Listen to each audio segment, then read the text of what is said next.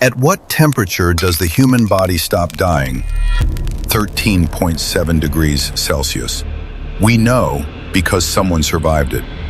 In May 1999, a 29-year-old doctor named Anna Bågenholm fell headfirst through a frozen stream in Norway.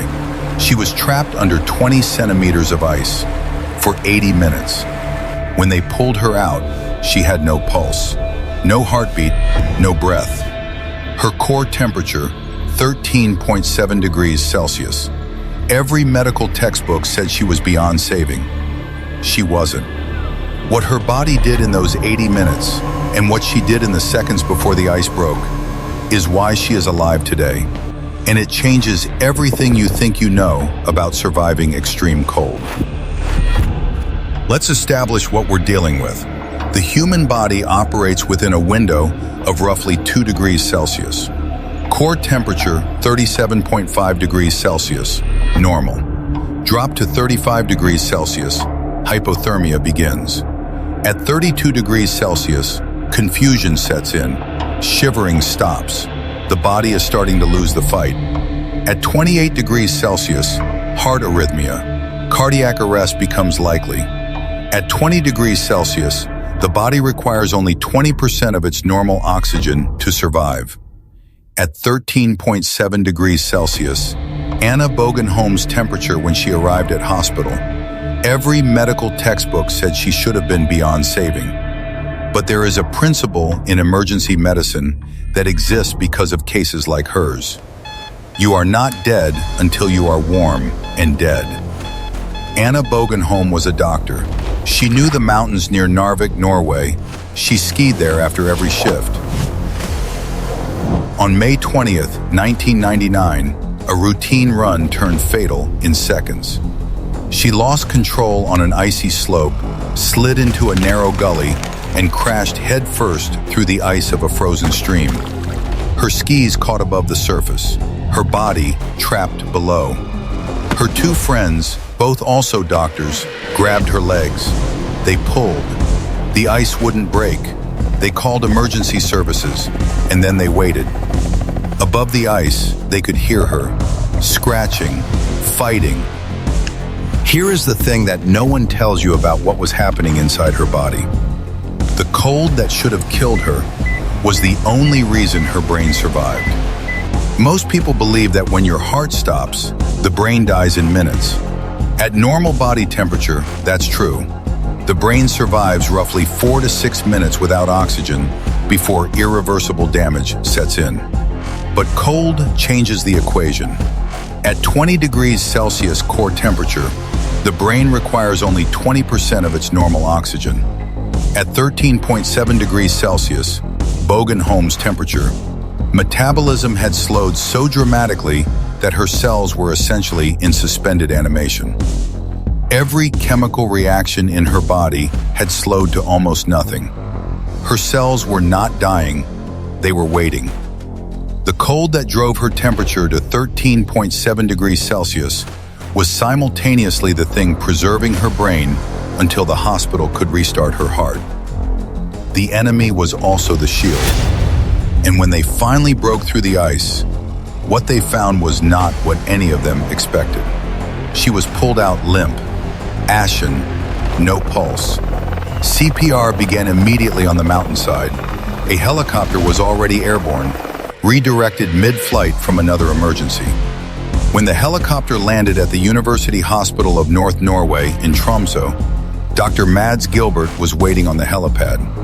He had treated hypothermia cases before, many of them. He later described what he saw. A woman with completely dilated pupils, no signs of life, a core temperature so low his thermometer couldn't register it accurately. The hospital connected her to a heart-lung bypass machine, a machine that would do the work her heart and lungs could no longer do. They warmed her blood outside her body, 1 degree at a time. It took hours. And then, after 3 hours and 29 minutes on bypass, her heart restarted, the longest recorded cardiac arrest with full neurological recovery. But she was not the only one. In 2001, a 13-month-old girl in Edmonton, Canada, wandered outside in minus temperatures wearing only a diaper. She was found face down in the snow. Her core temperature, 16 degrees Celsius, clinically dead.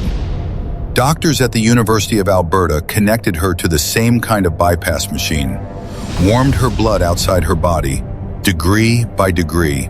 She survived. She was discharged from hospital 2 weeks later with no lasting neurological damage. In 2011, 7 Danish students were aboard a small vessel that capsized in a freezing fjord. Water temperature near 0 degrees Celsius. All 7 were pulled out. All 7 survived after aggressive rewarming. The pattern across every documented case is identical. The people who survived extreme hypothermia were not the ones who fought the cold hardest. They were the ones whose bodies, or whose rescuers, understood what the cold was actually doing. What actually happens when you are caught in extreme cold? Stage 1, skin temperature drops. Blood vessels constrict. Your body pulls heat inward, sacrificing the extremities to protect the organs. Fingers slow. Dexterity goes first. Stage 2, core temperature drops below 35 degrees Celsius. Shivering begins. This is your body burning fuel, fast. Shivering generates heat. It is painful and exhausting, and it is keeping you alive. Stage 3, shivering stops. Most people, when shivering stops, feel a strange warmth, a calm, even comfort. This is not recovery. This is your body running out of fuel to fight. This is stage 3, hypothermia. This is where people lie down. This is where people do not get up. Rule 1, stay dry. Water conducts heat away from your body 25 times faster than air. The moment your clothing is wet, your survival clock accelerates dramatically. Priority 1, always, get dry or stay dry. Rule 2, do not stop moving until you have shelter. Movement generates heat. Stopping in extreme cold is how you enter stage 2. Rule 3, if shivering stops and you feel warm, do not trust it. You are not recovering. You are entering stage 3. This is when you must act, not rest. Rule 4, the order of priority in any cold survival scenario: shelter before water, water before food, and before all of it, do not let your body temperature drop to the point where your hands can no longer build the shelter you need to survive. Dexterity goes first. Act while you still can. Anna Bågenholm woke up 10 days after the accident, paralyzed from the neck down. She spent 2 months in intensive care, more than a year in physical therapy, and then she went back.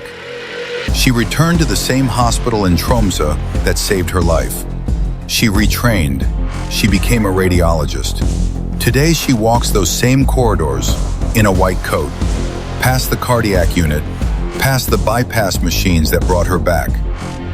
Her case changed the protocols worldwide for how doctors treat hypothermia. But that is not the thing she said in her interview. The thing she said that no checklist will ever capture was this. She remembers lying under the ice, unable to move, unable to be heard, unable to do anything. And she made one decision: not to stop making noise. Not because she thought it would save her. She didn't think it would save her, because it was the only thing she could still do. That is not a survival rule. That is something else. That is the difference between people who are still fighting when rescue arrives and people who aren't. If you are in a city, in a building, in a situation you did not choose, the rules matter.